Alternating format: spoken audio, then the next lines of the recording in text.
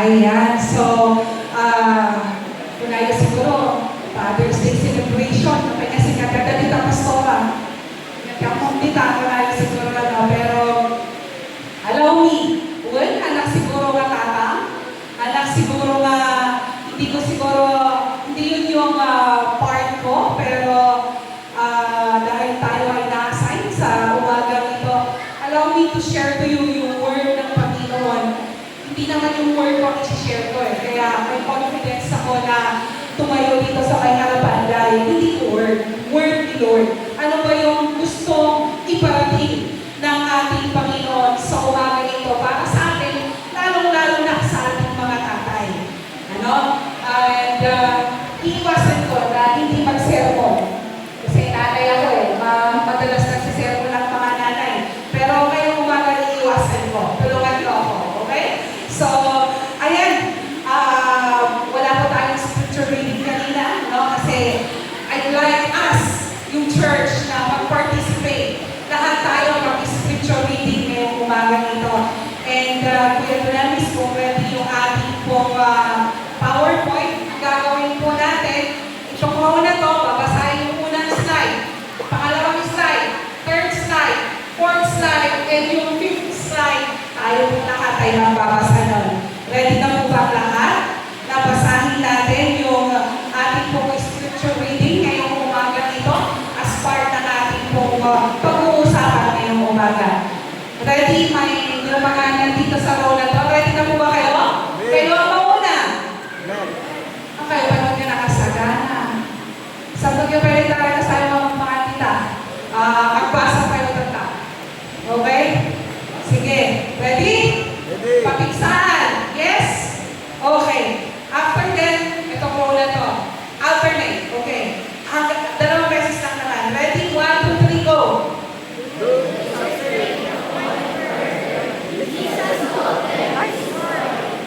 Man had two sons. The younger son told his father, I want my share of your estate now for your God.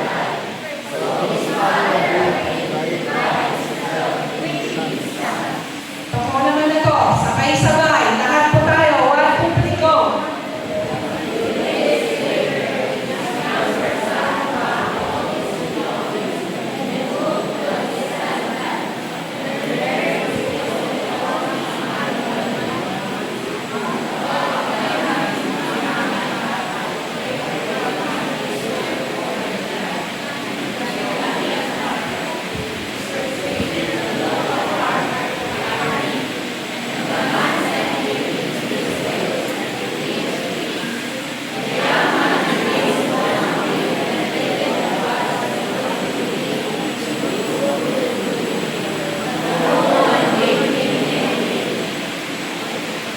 Next. 1, 2, 3, go.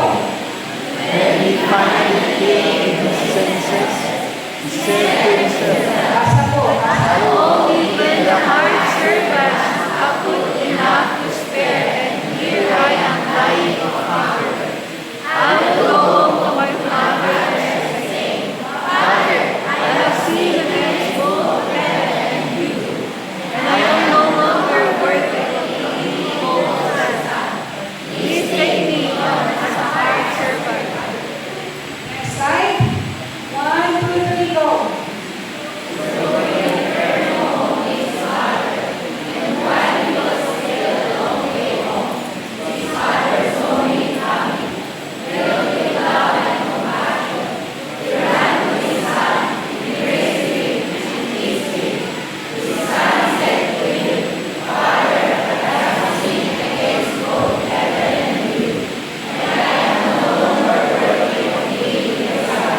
Sabay-sabay po tayo dito sa fifth slide natin. Ready?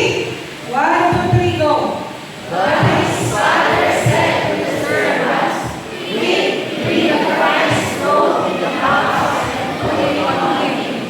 Get ready for his mirror and sandals for his feet, and fill the well with the quantity. We must celebrate with the feast, for this son of man was dead and has now returned to life. He was lost, but now he was found. So the party began. Let's pray. Heavenly Father, so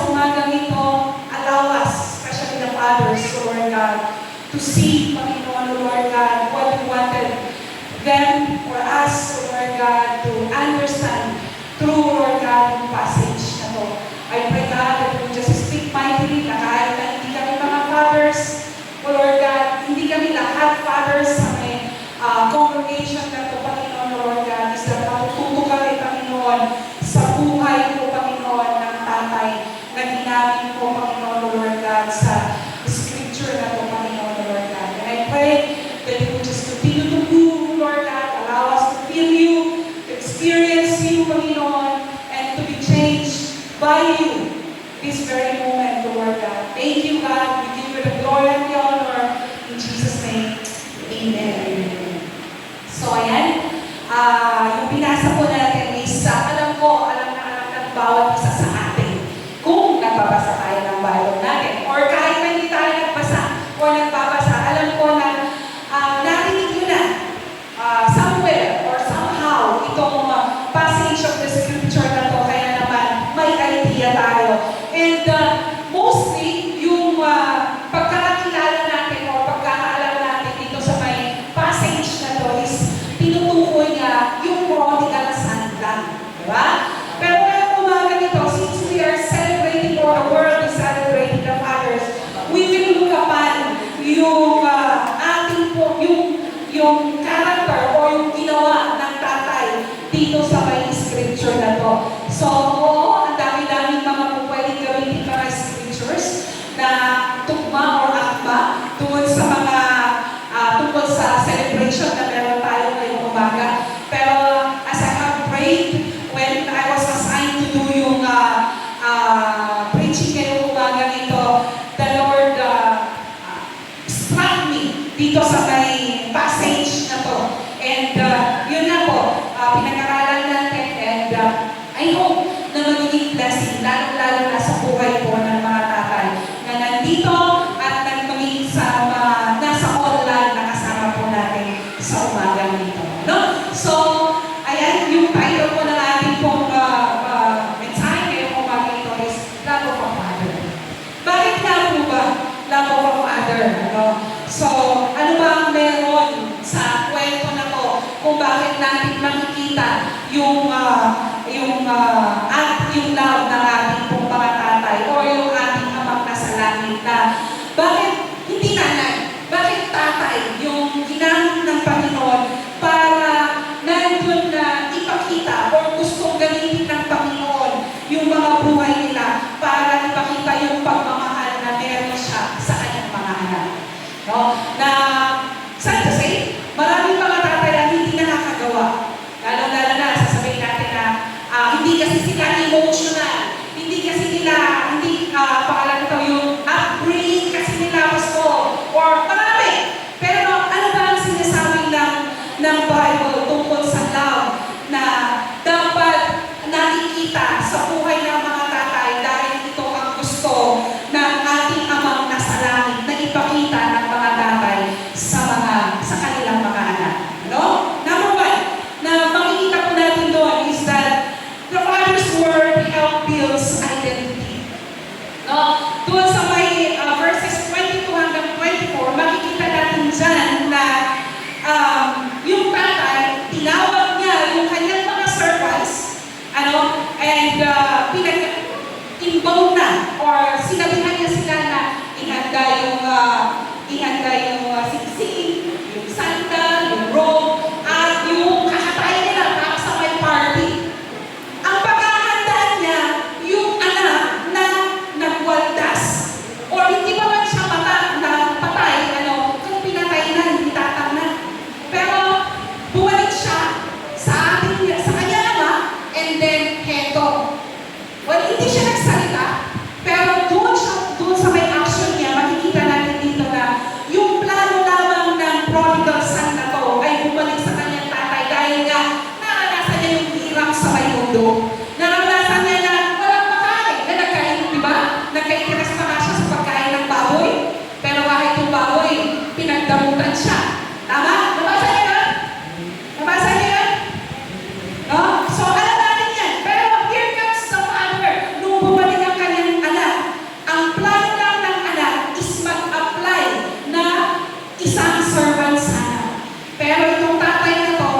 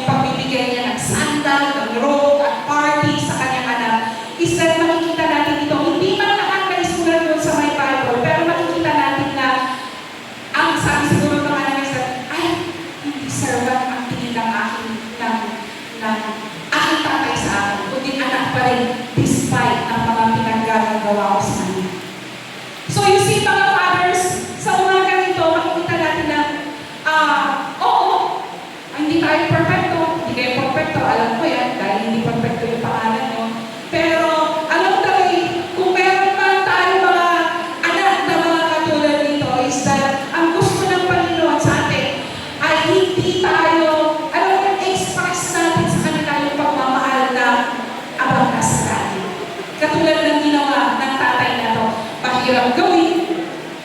Noon nandun mo pa yan, di ba nga tayo nga, yakin din ko na tayo pa yung nandun makanyala. Pero sabi ko nga, kung ano ang sinasabi ng Bible, dapat yun yung ginagawa natin. No? So, mahirap man gawin, pero alam nyo, yung mga salita na lumalabas sa mga bibig natin, napaka-importante yan. O di naman kaya nagdidictate ng future, o di naman kaya ng destiny ng mga anak natin. Lalo-lalo na yung words na naggagaling sa ating mga magulang or sa mga tatay. Kaya kung ikaw yung klase ng tatay dati na lagi ang lumalabas sa may bibig mo is that parang ito mga negative. Like, makikita nakikita mo na nga yung sitwasyon ng anak mo na nahihirapan. Lalo mo pang pinapahirapan sa pamamagitan ng iyong mga salita. Dahil sasabihin mo ba sa kanya na wala kang silbi, ganyan ka talaga, yung mga ganon. Alam nyo, lagi natin narinig or meron tayong mga narinig siguro na sinasabi ng mga karamihan, sinaktan mo na lang sana ako kaysa pinagsabihan mo ako ng mga masasakit na salita. Kasi yung mga masasakit na salita, doble ang tama, di ba? Kung minsan nga parang nag-i-echo pa, di ba? Parang ganun din sa mga buhay ng ating mga anak. Pero dahil mga Kristyano na tayo, dahil alam na natin yung salita ng Panginoon, I hope this time as we listen, we will emulate kung ano yung sinasabi o yung pinapagawa or nais na ipagawa ng ating amang nasa langit sa atin sa pamamagitan ng buhay ng mga tatay. E yun ay tulungan sila na i-shape yung identity nila.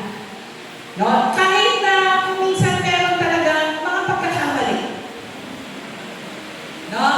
As we go further, doon yung makikita na at sasabihin, mag-aagri kayo sa akin kasi nyaman tayo, baka tatama po yung pinagsasabi niyo sa akin, nyakatikin mo nga sa ulit, pastora, spoil me, kung kunayo siguro, o rin nagkamalita, kasi pala aramidan me, kung kunayo siguro, hindi po yun yung point natin kung bakit po natin nais na i-share ito. Kundi, let's go back kung ano yung sinasabi ng salita ng Panginoon sa atin. Doon sa may next slide, sabi niya doon, the Father's word carry heavy weight in shaping a child's identity, self-worth, and even understanding of the word. So, sabi nga po nila, sa may tahanan nag-uumpisa lahat. At yung tahanan, hindi lamang po yung tungkol sa nanay na always present sa kanilang mga anak. Kaya nga po sinabing mga magulang. Kasama po doon ang mga tatay. So, ang work ng tatay, hindi lamang po para mag-provide, kundi maging present sila or nandun na i-shape din nila yung identity ng kanilang mga anak. So, kung meron pa mga tatay dito na, basta, i-account mo lang or my responsibility ay yung mag-provide para sa aking pamilya. Maganda naman po yun, pero hindi lang nag-i-end up doon yung responsibility ng isang tatay. Dahil sabi po ng Colossians chapter 3 verse 21, fathers, do not aggravate your children or they will become discouraged. Instead, ang dapat yung mong gawin is that build them up rather than tearing them down. Kasi sa pamamagitan lamang po ng mga sabi ko nga po kanina, medyo masakit, lalong-lalo na. Diba sabi ng Bible,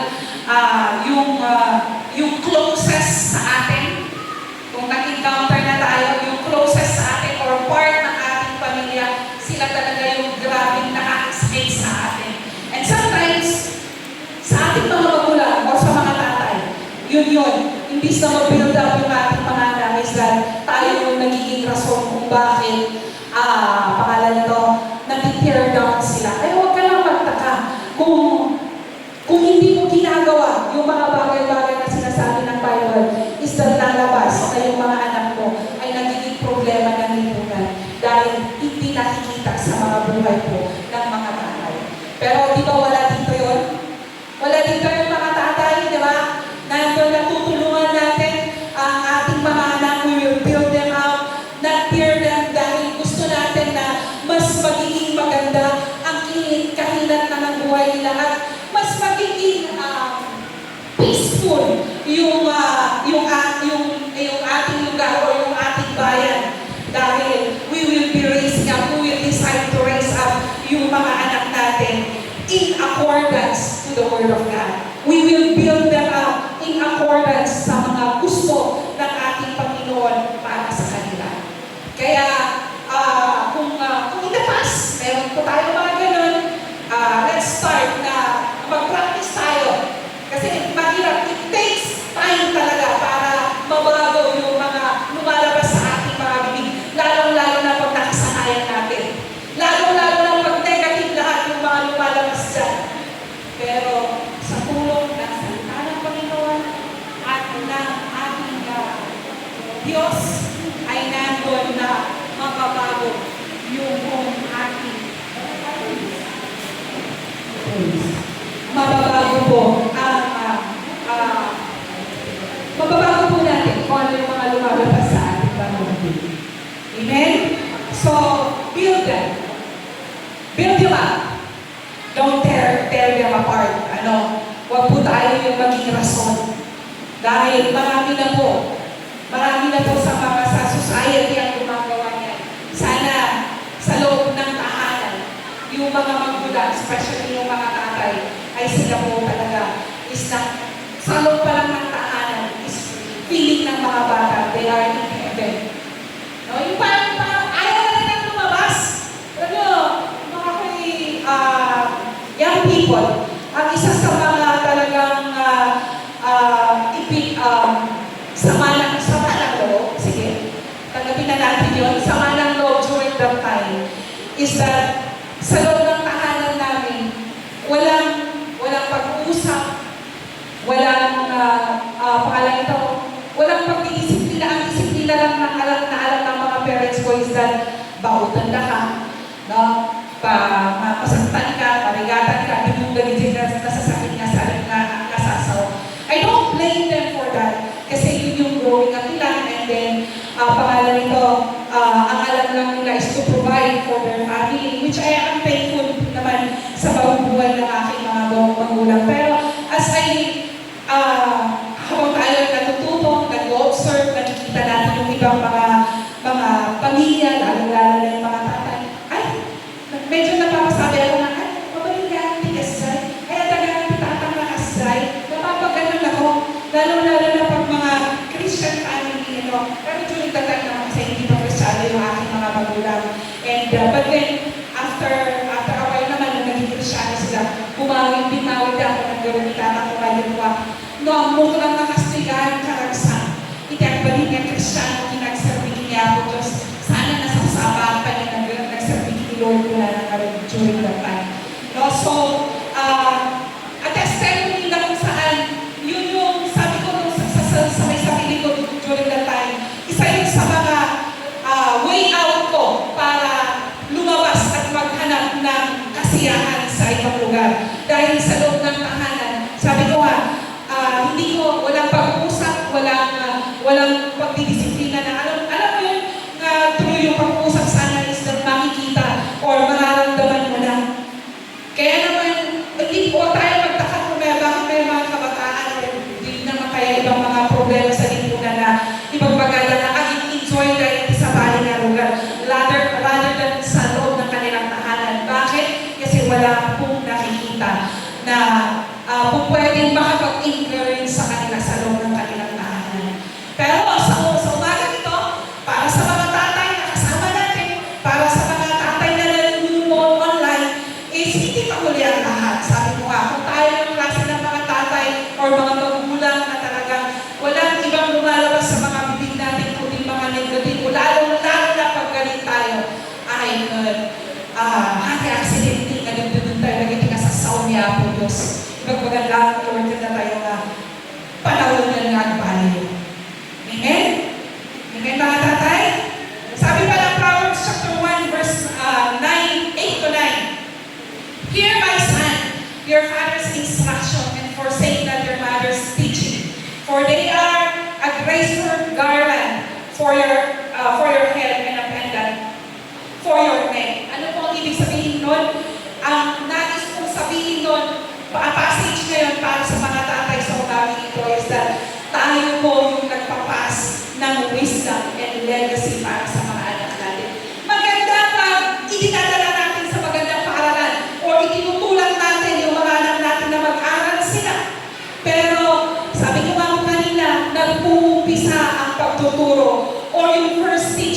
ng mga bata is nakikita po sa loob ng ating tahanan. At yan po sinasabi din ng ating Bible. Mababasa po natin yan doon sa may Proverbs chapter 1, verse 8 to 9. Aga magbalik ka sa home lang sa anak mo, tapos ibaga ka, ito gawin mo, ito. Hindi ka parent, commander ka pag gano'n. Ano? Pag hindi mo pinapas yung wisdom na natutunan mo, pag hindi yung learnings na meron na hindi mo na ipasa sa iyong mga anak, hindi ka magkakaroon ng magandang legacy. Ano? Pero sabi ko hindi pa luhuli ang lahat. Umpisahan po natin. Mahirap aminin itong mga bagay na ganito, lalo-lalo na pag meron dito yung mga anak natin. Pero for the sake ng salita ng Panginoon, for the sake na mas magiging maganda ang ating pong bayan, ang future ng ating mga anak, let's start now. Amen? Para po sa ganon, kung nandun po yung sa loob ng tahanan, yung salita ng Panginoon, at nakikita ng ating mga anak na nandun po yung paggabay at saka yung pong salita niya sa mga bibig po natin, isinasabuhay po natin, hindi mahirap sa kanila ang sumunod, hindi mahirap sa kanila ang maglingkod sa Panginoon. May study, sabi ng study ganito, pag yung tatay ng Kristiyano tumanggap sa Panginoon, pansin nyo, buong pamilya nagiging Kristiyano. Ano natin yan, nakita natin yan, o naranasan natin yan sa example ng buhay ni Tatay Juby. Hindi bawat iso na, hindi ko na kini Lord nga, agserbi akong kini Lord. Anong nangyari? Yung buong pamilya. Hindi ko sinasabi hindi Kristiyano yung ibang pamilya dati, pero kahit na sila Ivy, sabi nila noon, ilang beses na namin tinatawag, sabi nila Lalo, ilang beses na namin siya ini-invite sa church. Pero lagi na kayo magpapagan, kayo. No? Meron pa nga sila mga salita, kastoy ang alay na, kastoy ang mamatay. May mga ganun-ganun pa nga sila, di ba? Pero nung naging Kristiyano sila, anong nangyari? Buong pamilya. So, hindi lang yung isa, kung dinaranasan natin dito sa may church natin. Pero pansin nyo, pag yung anak, o yung asawa, o yung babae, o yung anak ang nagiging Kristiyano, medyo nagiging mahirap yung pag-akay. Bakit? Dahil nga, may something sa buhay ng mga tatay na pag talagang tumayo sila sa salita ng Panginoon is that maliguyod na kaya ang amin. No? Kahit na imposible. Diba? Pero nangyayari because yun yung power na binigay ng Panginoon sa ating mga tatay. Kaya don't forget to pass on yung wisdom and legacy na ibinigay ng Panginoon sa buhay ng mga tatay. Sabi po ng Proverbs chapter 10 verse 11, the words of a godly are a life-giving fountain. The words of the wicked conceal violent intentions. Sabi niya. Ano pong ibig kong sabihin dyan? Dapat ako, yung mga lumablabas sa ating mga bibig, is that nagbibigay ng buhay.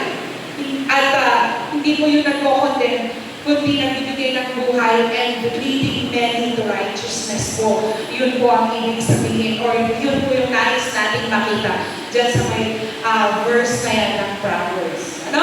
So, yan po yung point natin.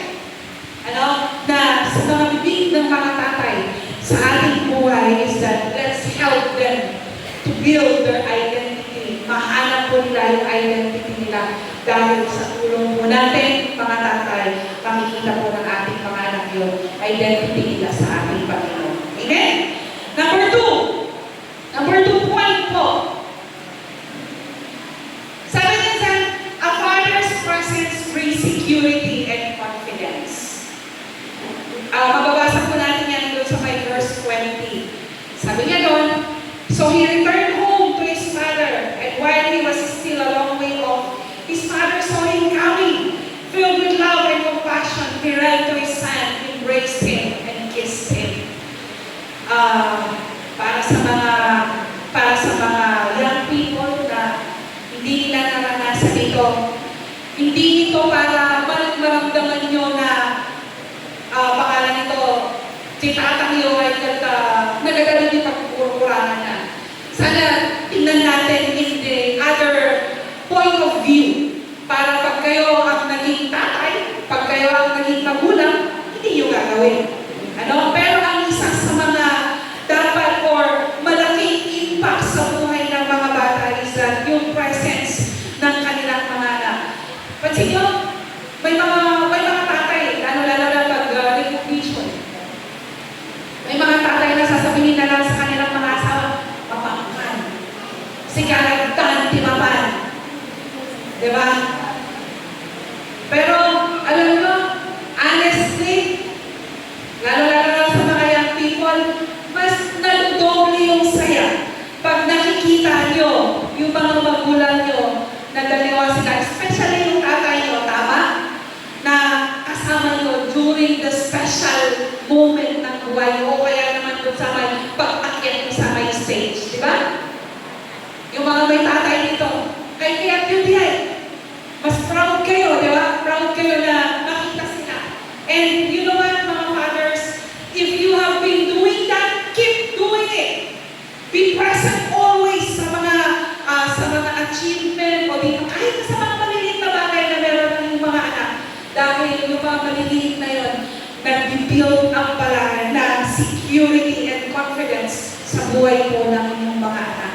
Pero kung ikaw yung klase ng tatay na sinukan, ang trabaho ang pay, di ba rin taadakamot, di ba? May mga ganyan, ay mag-set kayo ng time, o di naman kaya pilitin natin na puntahan dahil iba yung gala. Sabi ko nga, iba yung gala pag nakikita kayo ng inyong mga anak na kasama kayo dun sa may mga special moments na meron. During the all-time parents na pagbalik kayo ng present. No? Nabigyan lalo-lalo na dun sa mga ganun, mga achievement. At huwag din naman kayo sa mga achievements ng pagpunta. No, naging say, all parents, parang kung sika, anak ko na ita. Parang naging say, natuwa eh. Mapangkatap mo ka. Kabawain yun eh. Ganyan eh. Napipintas pa kayo. By showing, by mere, pura naman iba kayo. By merely being present. Iba yung nagagawa sa buhay po ng ating mga anak. And kung ano yung nakikita nila, ba't ka ganitong siya na talaga, kaya kitaran, di ba? Tanaran. Yung mga parents naman nila. Di ba? Tablahan yung may pagbaga na, nung napipintas, nagmanang kinanang. Nung kalungwan, nagmanang, tablahan yung may pagbaga din, mapangka yung gawin. Atin, be present, be there for them. Lalo-lalo na, in times na kahit na yung sabi ko nga hindi maganda. Kayo mga kapatid, tapos siya muna ng isuda nga gagagrabe.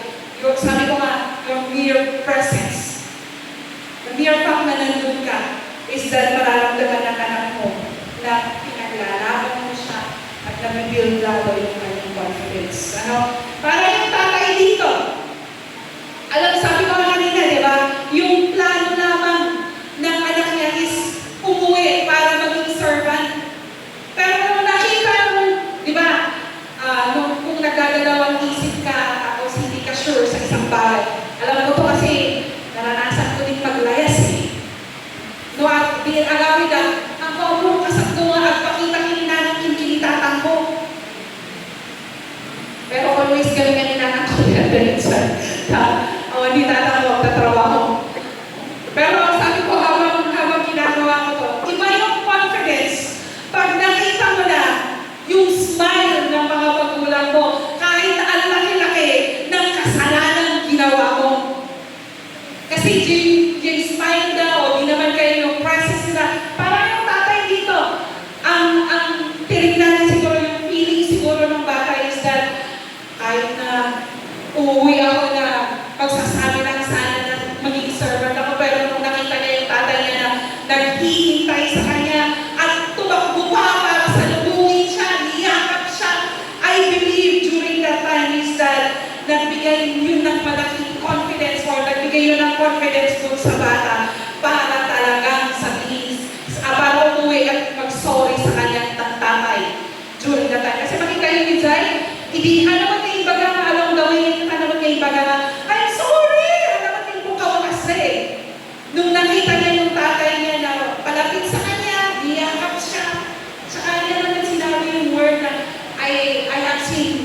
against heaven and against you. Di ba sabi niya ganyan?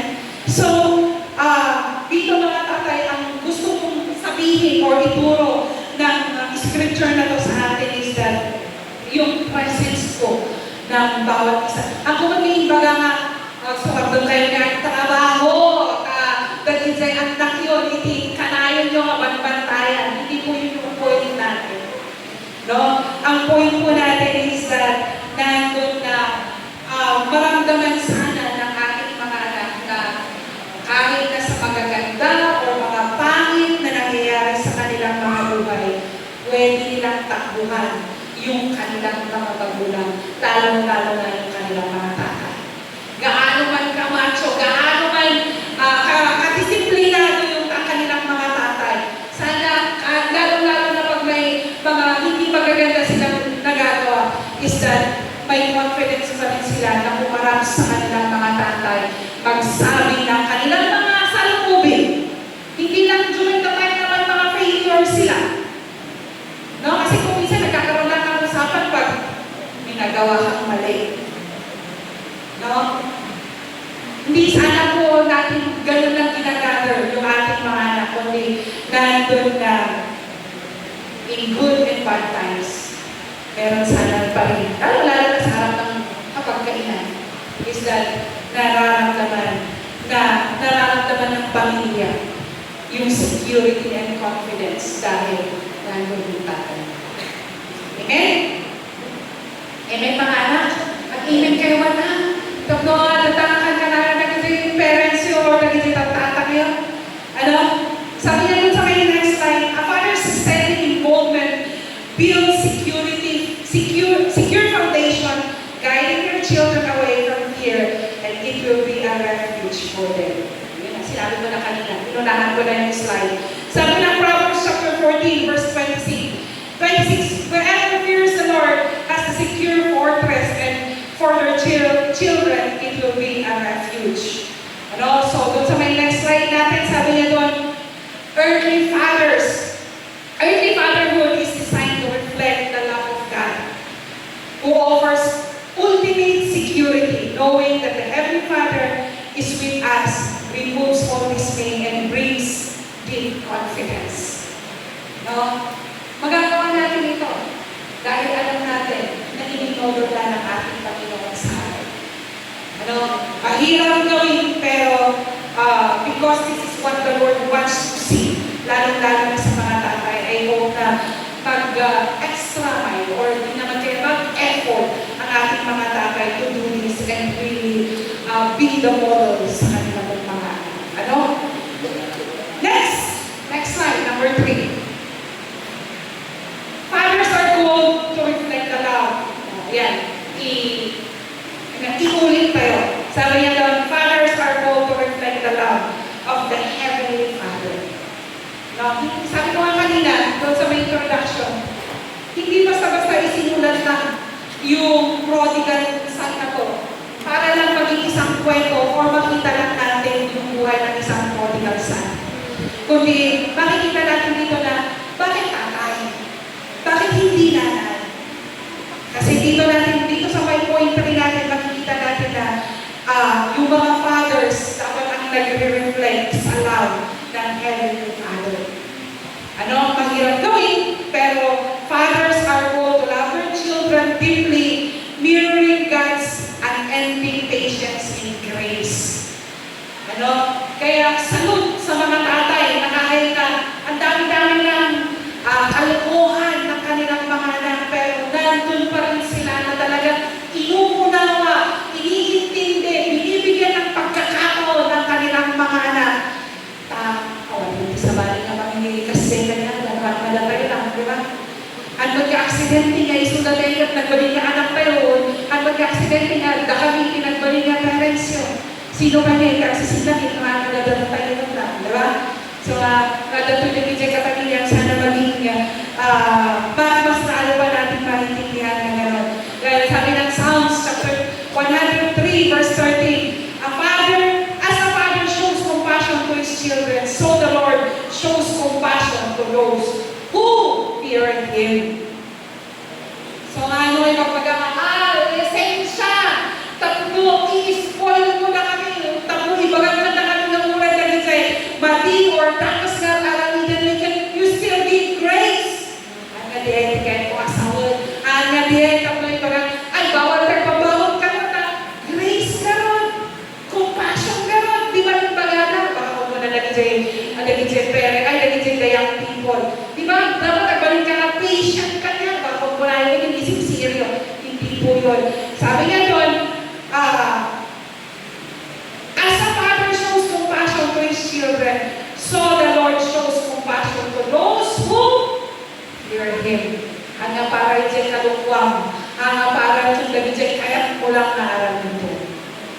Okay? So, sabi niya dito, next slide, earthly fathers are instructed to correct their children out of love rather than anger.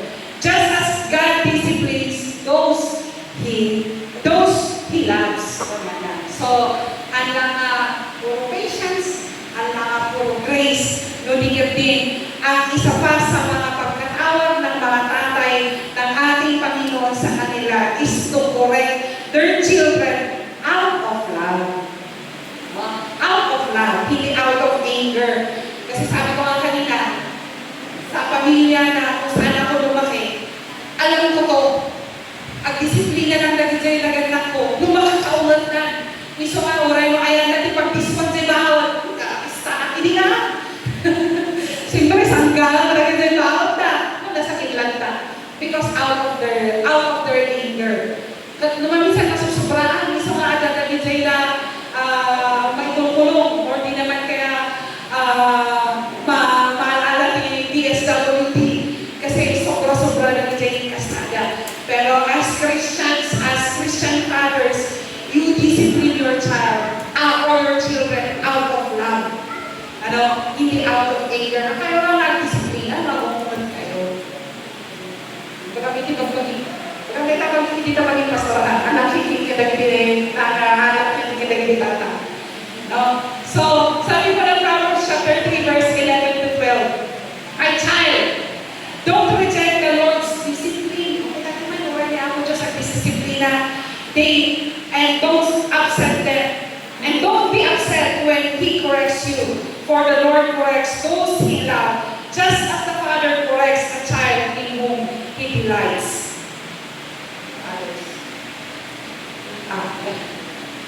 For the Lord corrects those He loves, just as the Father corrects a child whom He loves. So, mga young people, ang kukurektaan lang kayo, pag nandun yung mga tatay ninyo at kukurek kayo, yun yung isa sa mga instruction na binigay ng Panginoon sa kanila.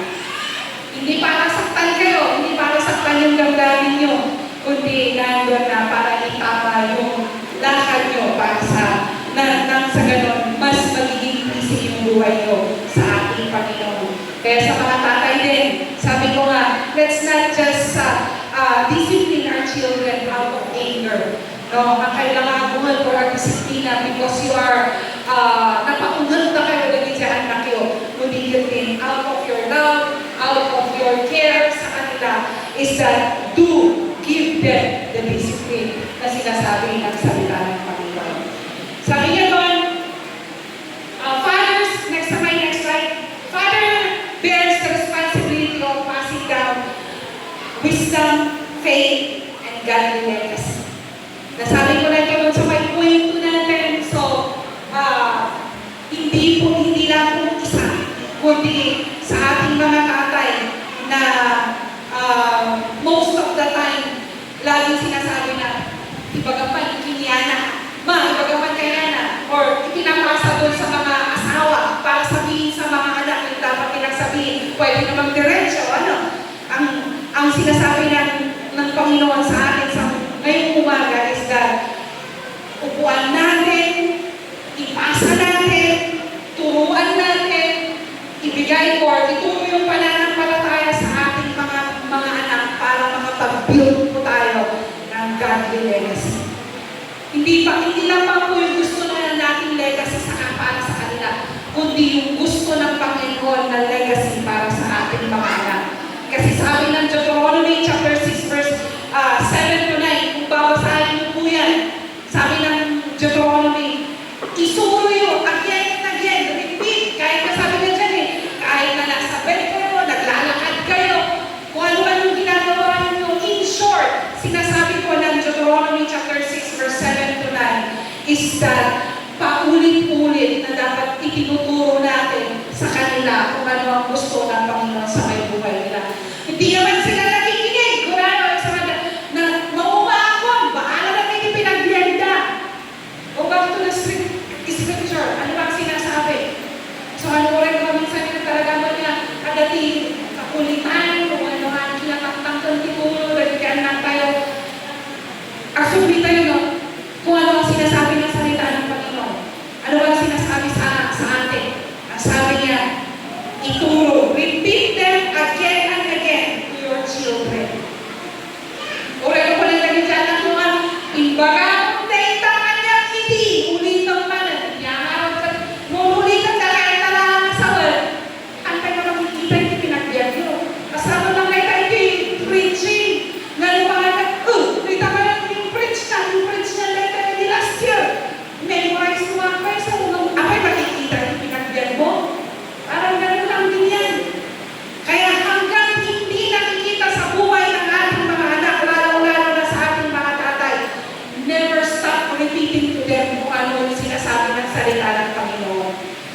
bago natin maituro, dapat tayo din. Amen? Hindi madali. Pero salamat kay Lord. Salamat sa presence ng Holy Spirit na laging nandyan para ituro, tulungan tayo para nang sa ganun magabayan natin ng maayos at mailinya natin sa linya na gusto ng Panginoon ang mga pinagkatiwala sa atin. Sabi nga ng mundo, yung mga anak natin, ang rason kung bakit tayo tinatawag na tatay o di naman kaya nanay. Alam niyo, hindi sila aksidente. Sabi ko, nung time na bumababa kami dito, adaliman, meron pa kayang people na kaming mga nakakausap na nakikiusap kami sa kanila na kasi nga may matagbalingan na ng kintatang na nito namin si Pastor David kasi ang sila dahil ni Baguio. During that time, sa high school, si Pastor David, si Dunamis naman, elementary. Sa parehas sa may Trinidad sila. Kaya naging nanay nila si Atika, si Ate Salinda, si Ate Jacqueline, si Pastora Carmen, si Pastora Rachel, si Daddy James. Nakita tayo din nila yan, kasama nila yan ang matagal. But then pansin ko, oo, nandun sila. Before I go down here, nakahanda na lahat. Magluto ang pie, tapos i-ready na nila. And then ang gagawin nila, ipapainit na lang yung mga pagkain nila. Pero pansin ko, kahit nandun sila, everything is provided, everything is okay naman, may mga bawal sila. Nandito naman yung mga ating mga kuya nila. Okay naman, pero pansin ko, hindi ka alam ko, miss na kumaba. Ay, dahil kumagaya mo talaga yung pagsasabi. Kasi masaya na mapilig sa pagkain hanggang ngayon. Pero si Dunamis, I love him alam ko siya Kaya, 1-2 months na gano'n, bakit gano'n? Hinahanda ko naman ang ating mga, may baon sila sa school, may lunch din sila, may pagkain sila pag-uwi nila, may mga canned goods na akong iniiwan, pero kapag niya kumutburo ko.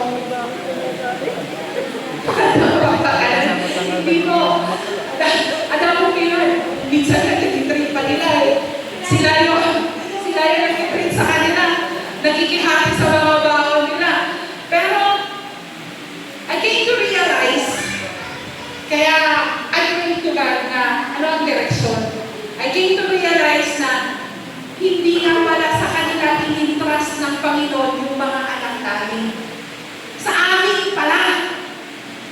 So, oo, ministry ang campsite, kailangan namin maglagay, akyat babang ganyan. Pero, kahit na meron sila, hindi sa kanila in-trust ng Panginoon ang aming mga anak. That's why I prayed. And sabi ko kay Pastor, anong gagawin natin?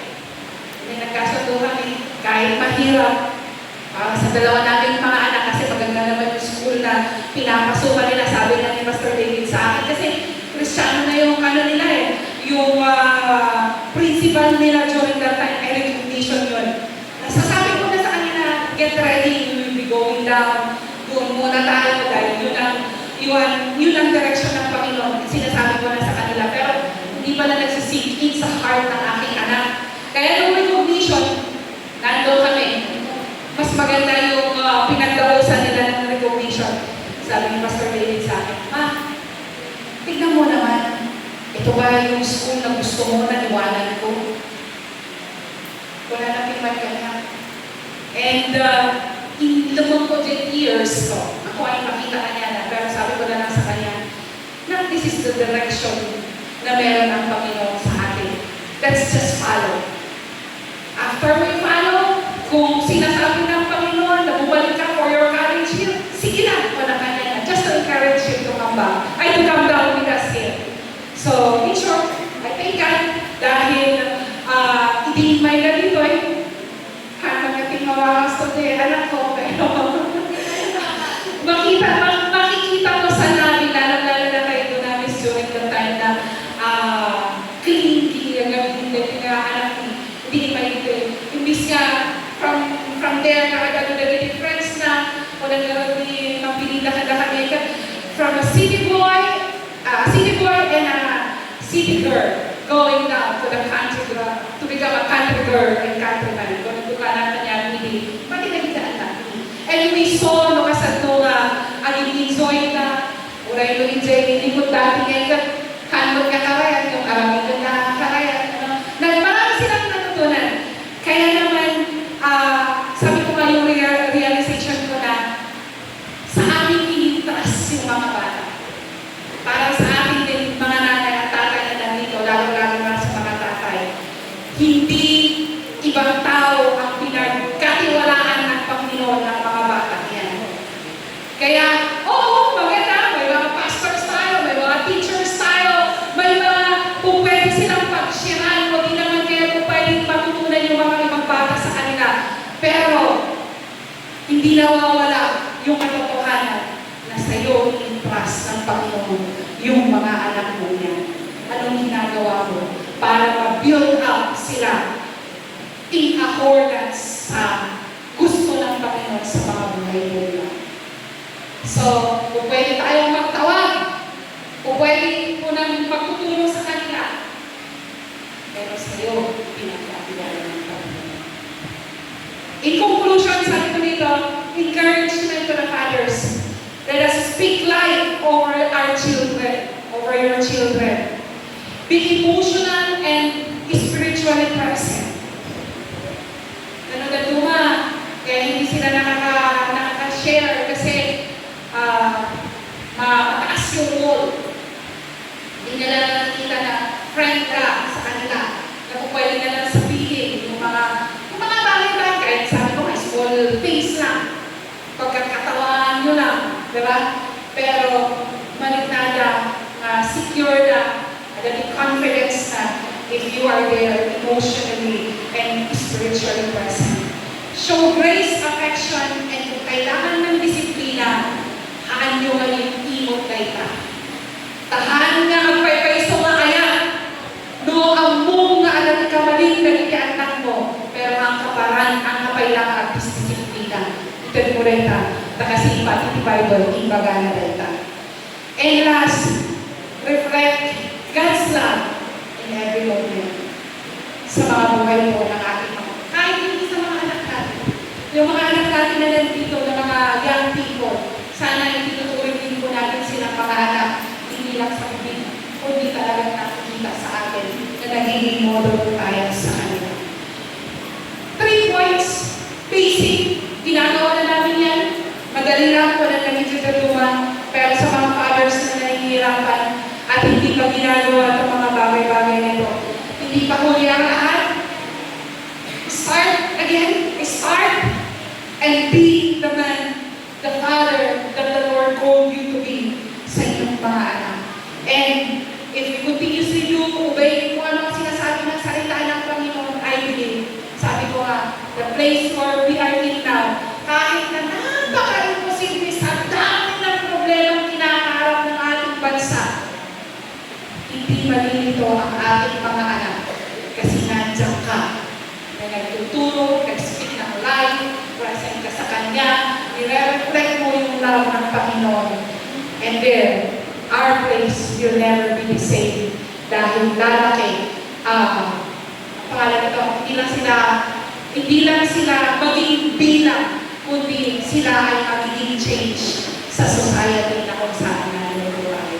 So, in honor sa ating mga tatay sa umaga nito, we do appreciate yung mga ginagawa po natin, mga hard work, mga sacrifices para sa ating mga pamilya. Pero please consider this para mas more na ma-build up yung ating pong mga anak na pinagkatiwala ng ating Panginoon sa atin.